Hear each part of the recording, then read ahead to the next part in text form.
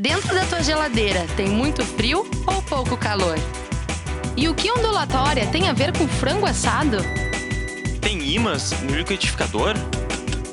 Por que deslizar no gelo é mais fácil que rolar no asfalto? E afinal, que relação tem entre o espelho e o escuro?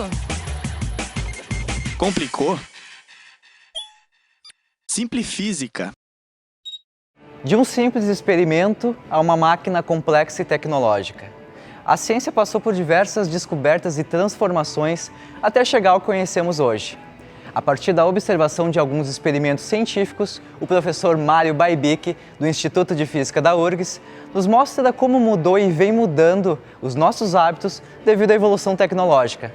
Acompanhe mais uma edição do Simplifísica intitulada O Gigante, Minúsculo ou Como a Ciência Muda a Humanidade.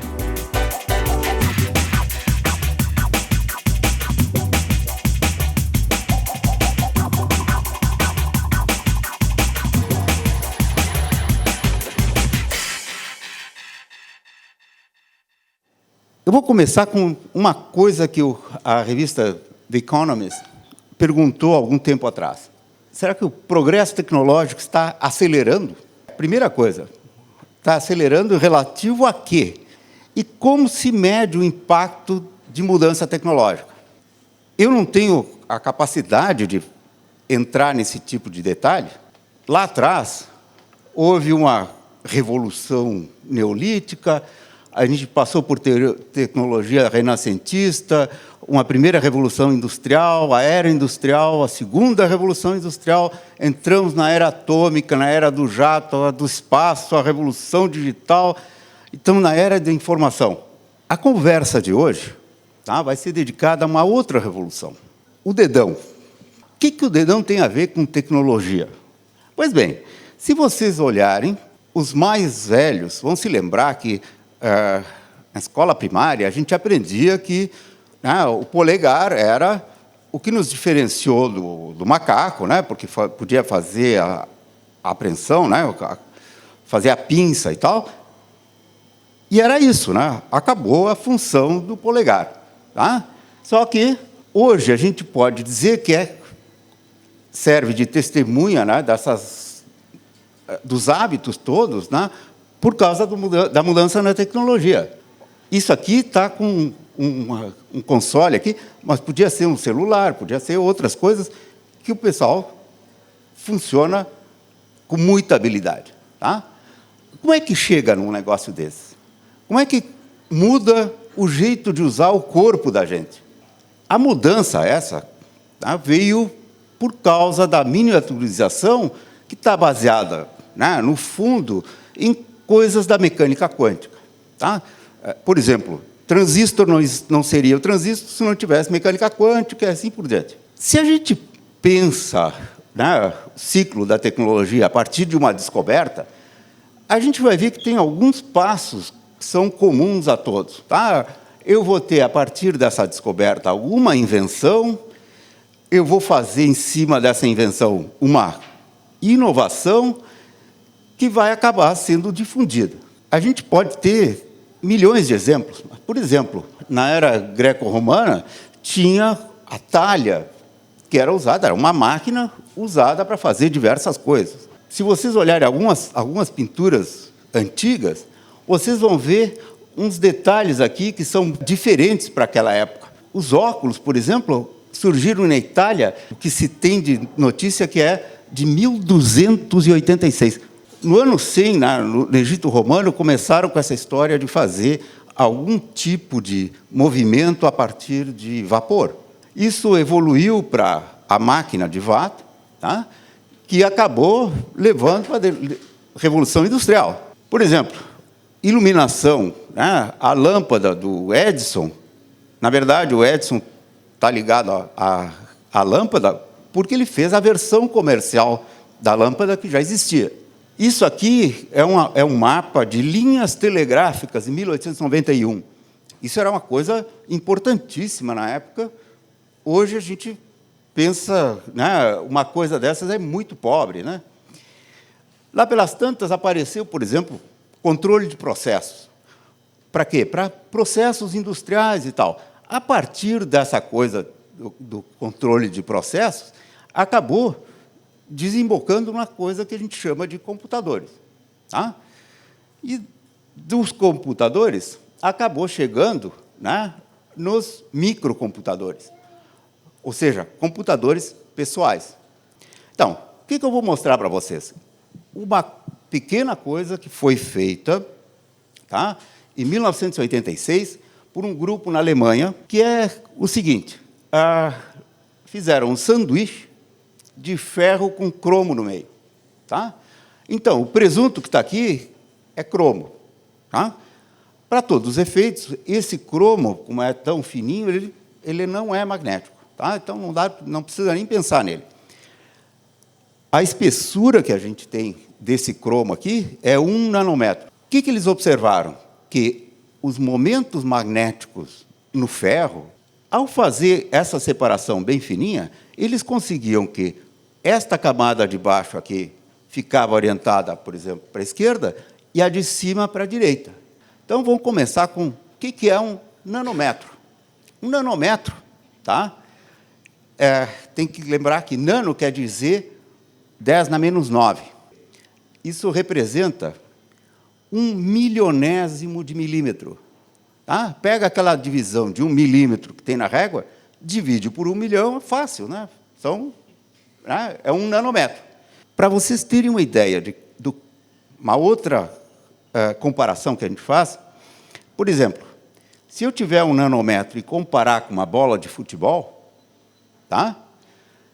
Uma bola de futebol está para 1 nanômetro, como a Lua está para uma moeda de 1 centavo. Sabe aquela que ninguém tem mais? Tá? Aquela de 1 centavo, na verdade, tem 1,7 centímetros. Deveria ser uma moeda de 1,2 centímetros. Tá? É menor ainda, com o tamanho da Lua. Então, isso dá a proporção da coisa. Uma das coisas que surgiram, tá? A gente fez o que eu digo que é uma boa pergunta. Tá? O que acontece para um elétron que está conduzindo eletricidade ali? O elétron está passeando e sai de uma região magnetizada para um lado e chega na outra que está magnetizada para o outro. A medida deu um negócio assim.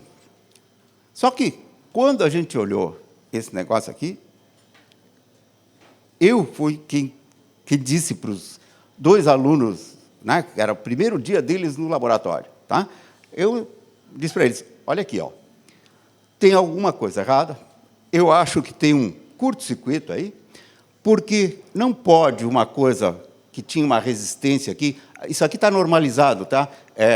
Isso aqui 1 ou 100%, tá? E aqui está perto dos 50%. Por que isso a gente achava muito diferente? Porque a gente sabia que uma experiência onde se mede a resistência em função do campo magnético aplicado, dava, sim, tinha algumas coisas realmente muito sensíveis, 4%, 6%, tá? E a gente estava vendo 50%, mais ou menos.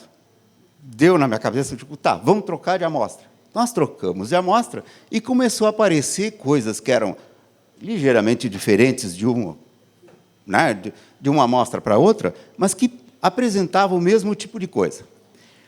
Qual era a observação? Quando eu não tinha campo aplicado, e os dois estavam apontando um para cada lado, tá? A gente tinha uma resistência alta. Quando eu aplicava um campo grande e orientava todo mundo para um lado ou para o outro, a resistência era baixa. Tá? Isso aqui, gente, foi o que por conta do tamanho, né, a gente acabou chamando de magnetorresistência gigante. A ideia é que, sem campo magnético aplicado, eu tinha uma resistência alta, e com campo magnético aplicado, a resistência é baixa. Para que serve um negócio desse? Ora, para detectar campo magnético, tá certo? Como esse negócio tem uma mudança muito grande, eu posso detectar, né, um campo magnético muito pequeno. Onde é que tem campo magnético muito pequeno? Por exemplo, na gravação magnética que eu faço para guardar dados no computador. Por exemplo, Isso aqui é uma moedinha para comparar com o disco rígido esse aqui, tá? Que tinha, quando lançaram, 160 GB. Tá? Ou seja, é um negócio muito pequeno, com uma capacidade muito grande. Mas deixa eu fazer uma outra coisa. Vamos pegar, por exemplo, tá? O iPod Classic, que foi lançado com 160 GB. Com 160 GB, o preço de lançamento em 2007 era $349. Tá, é um preço, não é tão barato assim, né? Mas a gente tem que lembrar de onde que a gente saiu. Por exemplo, isto aqui é do início dos anos 80. Uma propaganda de um disco rígido, os sonhos dourados, 10 mega, por praticamente $3.400. Pensa só, se eu pagasse o armazenamento a esse preço, só o disco rígido do iPod, tá? Que era 160 GB, dava mais de $54 milhões. A diferença de preço é pura tecnologia. Eu diria, é pura ciência e tecnologia. A gente sempre ouve falar da lei de Moore. É a lei que rege o crescimento da capacidade de processamento dos processadores que a gente usa em microcomputadores, em celulares, um monte de coisa. Tá? E a gente tem aqui uma lei que a gente chama de lei de Kryder. De gozação, a gente dizia que era a lei de Kryder. Kryder era o diretor de pesquisa da Seagate, que é uma grande fabricante de disco rígido. Então, vamos olhar como é que a coisa se compara. Isso aqui é a lei de Moore. Aqui é o número de transistores que eu consigo empacotar em uma polegada quadrada. Isso aqui é uma escala logarítmica que mostra que a coisa está explodindo. E a gente sabe, a gente vê produtos por aí com cada vez mais capacidade de processamento. Isso aqui é a capacidade em gigabytes que a gente tem por polegada quadrada, né, ao longo dos anos todos. A capacidade que tem, se vocês olharem, dá para dizer que mais ou menos um crescimento exponencial que nem a outra. Aqui tem as duas leis na mesma escala. E aí, essa aqui de baixo é a lei de Moore e aquela de cima é o que a gente chama da lei de Kryder. O mercado do armazenamento cresceu muito mais rápido do que o mercado do processamento. Isso aqui é um gráfico que é quantos anos leva uma tecnologia qualquer para ser usado por 1/4 da população americana. Então, aqui tem o telefone, que levou 30, 40 anos, rádio, televisão, aí a coisa começa, microcomputador, celular e internet. Vejam, o tempo que passa até atingir 1/4 da população americana está diminuindo vertiginosamente. Isto vinha mais ou menos numa reta aqui, e aqui está acelerando enormemente. Uma mudança tecnológica, na verdade, é uma combinação de mais e melhor tecnologia. Um modelinho para tecnologia, a gente diria que tem uma coisa que depende do aprendizado e da experiência. Ao longo do tempo, eu vou tendo mais experiência, eu tenho um aprendizado maior, até que chega na saturação lá, porque não tem mais nada para aprender daquilo. Tá? Tenho muita experiência, mas não tem mais nada para aprender. Se a gente pensa em função do tempo, a gente tem, por exemplo, isso aqui descreveria uma tecnologia que a gente está usando agora, e, de repente, começa a aparecer uma outra tecnologia emergente. Tá? O que vai acontecer? Bom, eu estou por aqui assim, daqui a pouco esse negócio dispara e vai passar essa tecnologia mais antiga, e eu vou passar a usar a outra, né? Porque é mais conveniente, é mais vantajosa. Isso aqui, gente, é um gráfico feito pela Siemens para mostrar as diversas mudanças tecnológicas que a gente teve na história. Tá? Então, a gente começa com a mudança, por exemplo, a Revolução Industrial tinha a ver com a mudança da têxtil, depois tem a ferroviária, a automotiva, o computador, a nanotecnologia. Eu vou usar a magnetorresistência gigante como um exemplo de como é que a coisa a engrenagem da mudança funciona. A gente descobriu magnetoresistência gigante. A tecnologia, como consequência, mudou. E isso fez mudar uma porção de coisas. Hoje em dia, ninguém aguenta ficar sem um smartphone, sem ter muitos gigabytes no disco rígido, streaming de imagens, Google, internet. Né?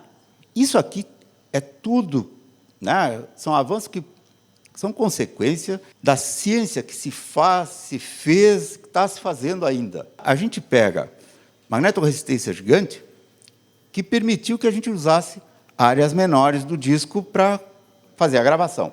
Tá? O que significa isso? Maior densidade de gravação significa o quê? Maior capacidade e menor preço para o disco rígido, né? Porque se eu consigo empacotar mais coisas, o disco proporcionalmente fica mais barato. Tá? Se tem disco rígido mais barato, esse vai ser usado no computador. Os programadores que fazem programação, tendo mais espaço no disco rígido, vão fazer programas que usem mais espaço, porque, afinal, está lá, né? Tem que usar. Bom, o que acontece? Eu faço um programa que usa mais memória do disco rígido, ele vai gerar necessidade de eletrônica mais rápida. Ou seja, houve uma pressão sobre a parte do processamento. O que adianta eu ter tudo aquilo de armazenamento se eu não consigo pegar o meu resultado rápido? Tá? Então, tem esse aspecto aqui, né, de exigir uma eletrônica mais rápida. Isso aí acabou pedindo mais rapidez no acesso aos dados, que deu lugar para mais programas, que pediam mais capacidade de armazenamento. A gente não pode pensar em, por exemplo, tomografia computadorizada. A ideia da tomografia computadorizada existe há muito, muito tempo.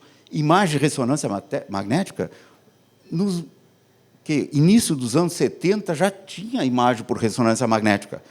Só não tinha computação que acompanhasse, porque para descrever uma molécula levava mais ou menos uma semana de cálculo no computador. E-mail, Twitter, Facebook, nuvem, Skype. Então, essas coisas todas, na verdade, foram desencadeadas pela descoberta científica.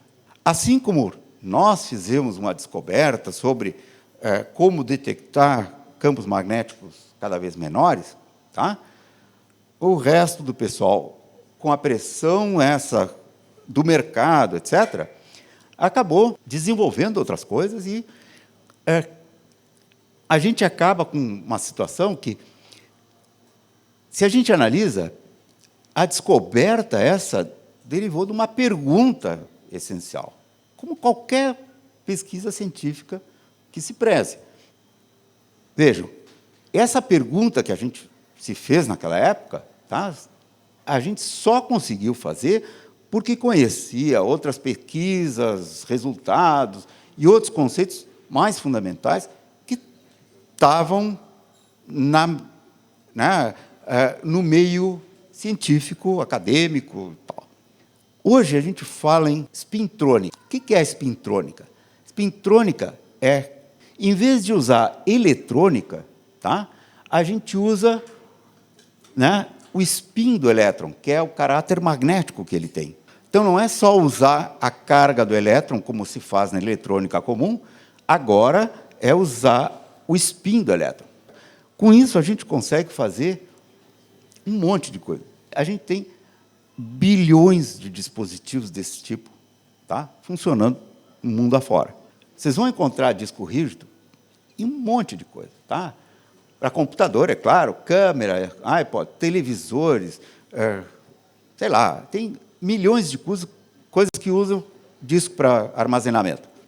A gente passou a esperar algo diferente da tecnologia. Na passagem, né, a gente acabou tornando obsoleta um monte de tecnologias. Quem é um pouco mais velho, né, lembra? Bom, o fax, que é uma invenção de antes do 1800, ninguém sabe disso, mas tá? Telex Telex era um negócio que se usava para comunicação, tá? Cartão de crédito que não tinha tarja magnética ou chip ali, né? Aquele celular inicial que era um tijolão, assim, um negócio monstruoso. O que eu quero chamar a atenção é que é lógico que isso não é consequência só da magnetoresistência gigante, mas ela foi parte importante nessa engrenagem a mover a demanda. E, ao mover a demanda, a gente acaba chegando numa situação onde tem uma transição, tá, para coisas mais ousadas. Provavelmente, usando a spintrônica mais amplamente, tá, a gente pode quebrar alguns paradigmas que até agora são intocáveis, né? Tipo lógica binária. Por que nós temos que ficar só na binária? Podemos passar para a ternária. Ternária, o pessoal chega à conclusão que a lógica ternária seria muito mais rápida do que qualquer outra lógica. Mesmo que a gente tenha essa tecnologia que é bastante, né, eficiente para os padrões de hoje, a gente precisa passar a outro nível. Tá? A gente chegou, como civilização, como um todo, até esse ponto. E agora a gente tem que passar para outra coisa. E essas outras coisas estão escondidas dentro da ciência que está sendo feita em muitos lugares, tá? Inclusive aqui em Porto Alegre. A gente começou a nossa necessidade no momento de fazer a pergunta era: eu tenho que entender como é que acontece esse transporte eletrônico, como é que passa a corrente ali dentro, tá? Em metais ferromagnéticos. Tá? E a gente terminou num negócio que é prático, útil, né? E que ajudou a mudar o jeito com que a gente encara problemas. Tá? A gente jogou muito mais coisas para a responsabilidade do computador, né? Todas essas coisas, né? Encarar problemas simples ou complicados, eles foram feitos a partir de alguma coisa que era ciência bem feita. Nos últimos tempos, né, a velocidade de avanço da tecnologia deu uma freada. Tá? A taxa de crescimento ficou menor.